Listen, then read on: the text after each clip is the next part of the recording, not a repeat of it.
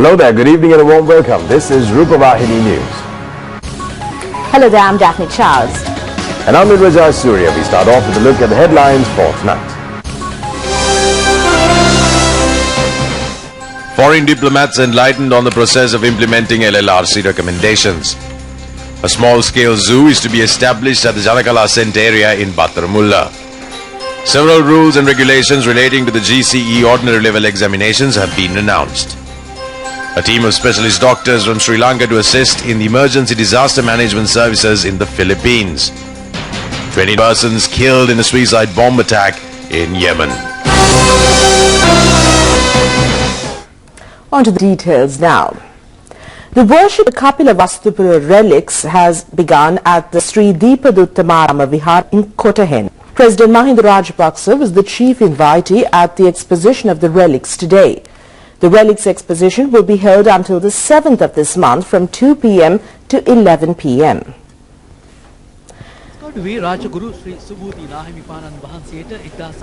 The Kapila Vastupura relics were received by the Venerable Raj Subhuti Nayaka Thera of Vaskadua in the year 1898 from Kapila Vastupura in India. These relics have been kept in exposition. The President placed the casket of the Lord Buddha and performed the relevant religious rites. After that, it was opened up for worship by the people. A special Anushasana was delivered by the chief incumbent of the Viharaya, Shastrapati Venerable Vaskadwe Mahinda Vanshathera. The members of the Mahasangha, including the chairman of Sangha Sabha of Sri Lanka, Amarapura Mahanikaya, the Venerable Dodampahala Chandrasirithera, Minister Dinesh Gunawardena, several ministers and parliamentarians and the ambassador of Thailand also attended the Pinkam ceremony.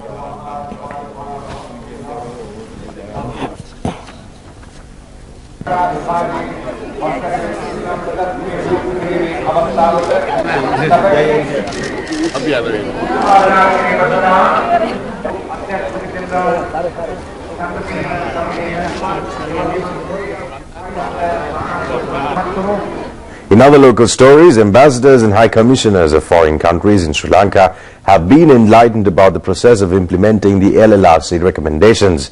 The Secretary to the President, Ladit Veeratunga, met these diplomats today at the Ministry of Foreign Affairs for this purpose. The Secretary to the President enlightened the diplomats about the census being carried out to collect data relating to dead persons, damages caused to property and persons missing since 1982. He pointed out that this census is being undertaken as a recommendation of the LLRC. A team of officials have been appointed under the Commissioner of Lands to inquire into the land problems in the Northern Province. Minister Professor G.L. Pires enlightened the diplomats on this matter. Diplomats were also informed about the successful steps taken by the government to resettle the displaced people. They were also informed that initial steps have been taken to implement the bilingual policy to the students. A national program is being implemented for establishing reconciliation amongst the communities, and the progress that has been achieved under the program was also put across to the diplomats. Now, a decision has been taken to establish a small-sized zoo in the Battaramulla Janakala Centre area. The Secretary to the Ministry of Botanical Gardens and Public Leisure Activities Affairs, Dr. Willy Gamage, said that similar small zoos are to be established in many parts of the country. The Battaramulla Zoo has been planned in a way that causes no environmental pollution or damage. Several local species of birds and some special animals are to be housed in this zoo. The assistance of the Zoological Gardens Department will be obtained for the establishment of this zoo. A large area of about 3 acres has been set apart for this purpose. The animals will be allowed free movement within this enclosure as in the Yala and Vilpattu sanctuaries. The attention of local and foreign visitors has been drawn to this area with the development of the Devanna and its surrounding areas. Last Sunday alone, there were nearly 20,000 visitors to the Devanna gardens. In the new zoo, animals such as several kinds of cattle, deer, some crocodile varieties, porcupines, and several special birds could be seen. Dr. Willy Gamage said that a similar zoo will be established in the Madapatha area of Piliyandala next year. The Secretary to the Ministry of Botanical Gardens and Public Leisure Activities Affairs, Dr. Willy Gamage, said that certain electronic and print media claim that this Battaramula Zoo is a place that could cause inconvenience to animals. He said that this is not true. The Secretary pointed out that certain media were highly critical of Chogam, and now, after the event is over, they have started criticizing other matters related to the Chogam. He said that he is extending an open invitation to media personnel to come and visit this zoo for themselves and then write or speak about it. The Commissioner General of Examinations in the meantime, Jayanta Pushpakumar, has said a special security arrangement has been made at places which print question papers of the GCE ordinary level examination.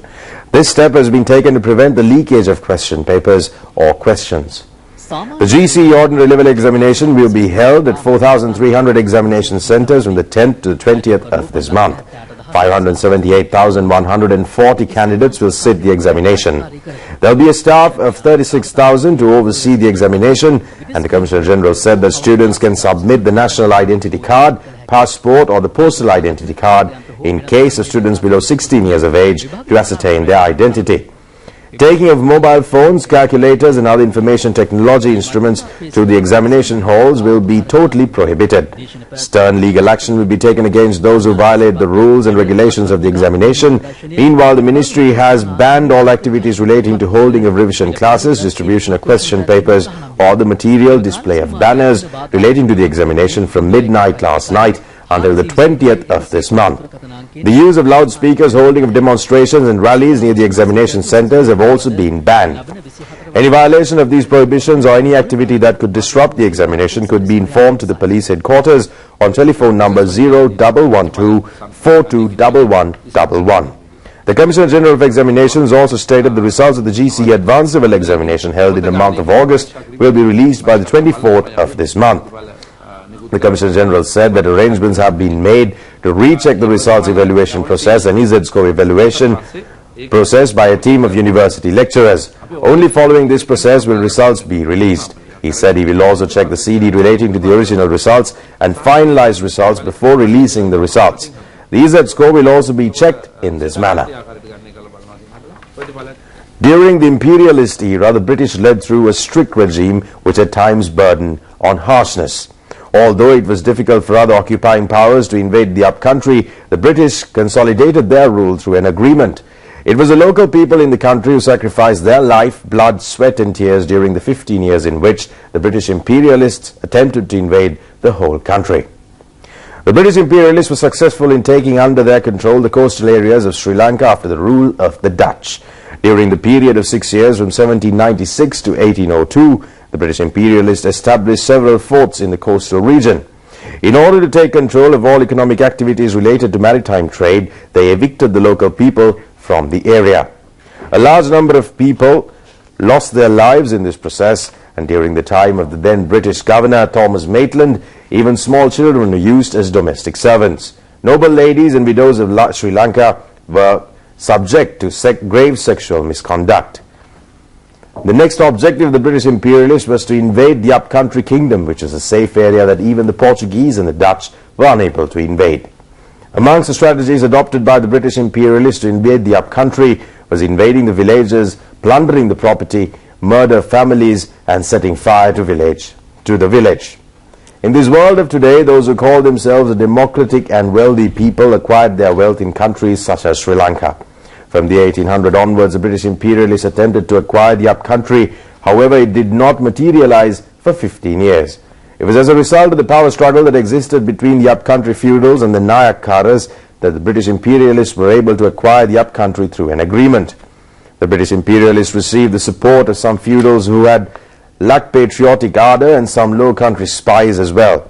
However, in areas such as Kaduwela, Balana, Kadugannava, Hataraliyadda and Gannoro areas, there was strong resistance to the British forces.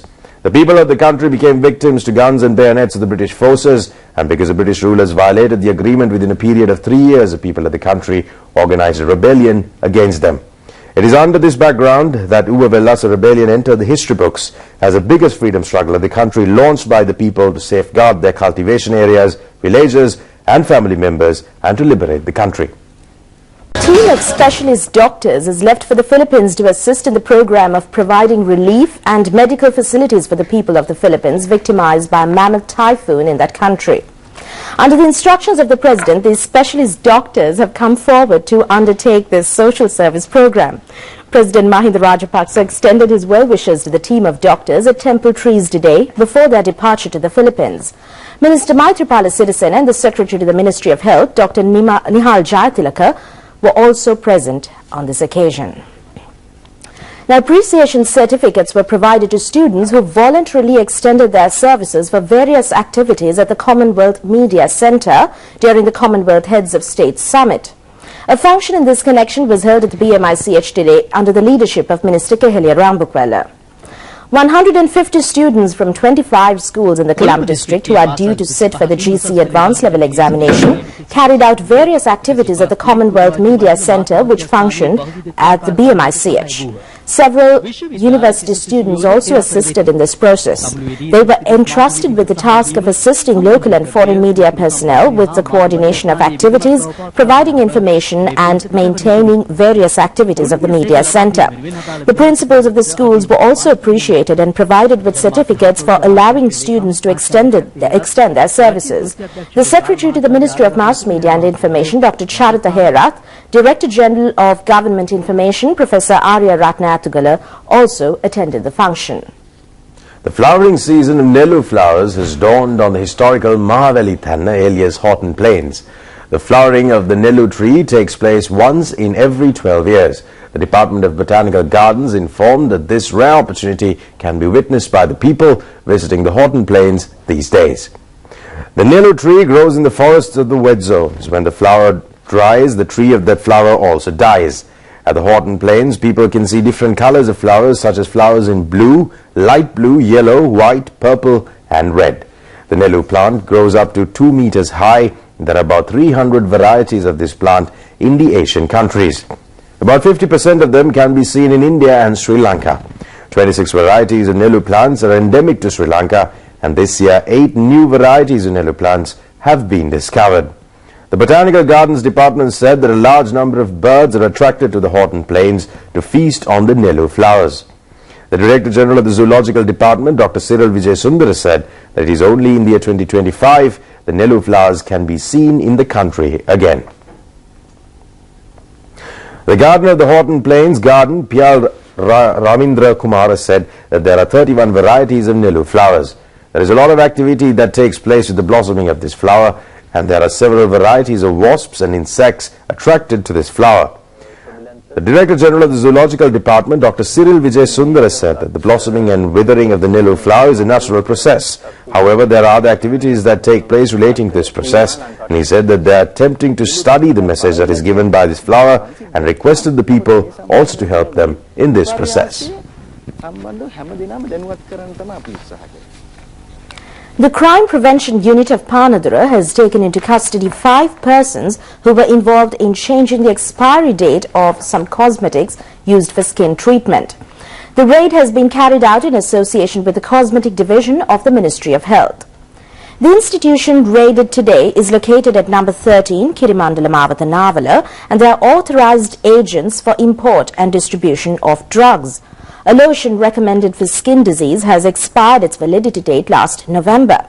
The raiding team has taken into custody 5 persons who were involved in changing the validity date for May 2015 and repacking them.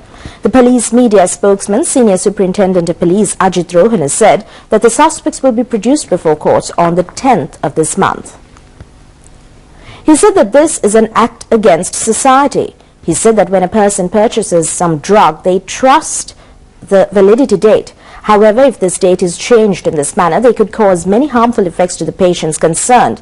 He also said it is sad to note a registered drug supplier being involved in this type of activity. In the meantime, Minister Dilan Pereira said that foreign exchange earned in foreign employment sector contributed for the strengthening of the economy. It is the objective of the government to produce skilled overseas heroes or Rata Viruvo, and the minister made these comments at a media conference held in Colombo today. The minister said that training courses have been introduced to obtain safe and better employment opportunities for those who seek foreign employment. Because of these training courses, the people will be able to get better job facilities under better service conditions. He said that this has also contributed to increase in the number of foreign employment opportunities. Mr. Dilan Pereira said that the percentage of housemaids going for foreign employment was in the region of 80 to 60%. The Foreign Employment Bureau has been successful in increasing the percentage of male personnel going for foreign employment, and accordingly it has been increased to around 58%. The housemaids now constitute 37 to 38%. At present, it has been made compulsory for housemaids to provide a family status report before they go abroad, and this report should indicate the arrangements made for taking care of their children. The minister said several facilities for children of those who are employed overseas have also been provided, and this includes scholarships for the children of overseas employed personnel and loan facilities. A series of attacks at Yemen's defense ministry have left at least 20 people dead and 37 injured. The defense ministry said the attack had targeted a hospital inside the complex and the situation was now under control. A suicide car bomb blew up at the gates of the complex in Sana's Bab al-Yaman district at the entrance to the old city today, and a gun battle followed with suspected militants inside. Officials said the situation was under control and most of the gunmen dead. No group has said it carried out today's attack. Violence is common in Yemen, where an interim government is grappling with southern secessionists, Al-Qaeda-linked militants and northern Houthi rebels, as well as severe economic problems inherited from veteran President Ali Abdullah Saleh, who was forced out of office in 2011. Before we go, it's a look at the headlines once again. Foreign diplomats enlightened on the process of implementing LLRC recommendations. A small-scale zoo is to be established at the Janakala Center area in Batramulla. Several rules and regulations relating to GCE ordinary level examinations have been announced. A team of specialist doctors from Sri Lanka are to assist in the emergency disaster management services in the Philippines. 29 persons killed in a suicide bomb attack in Yemen. With that, we wind up Rupavahini News for tonight. More stories tomorrow at the same time. Good night.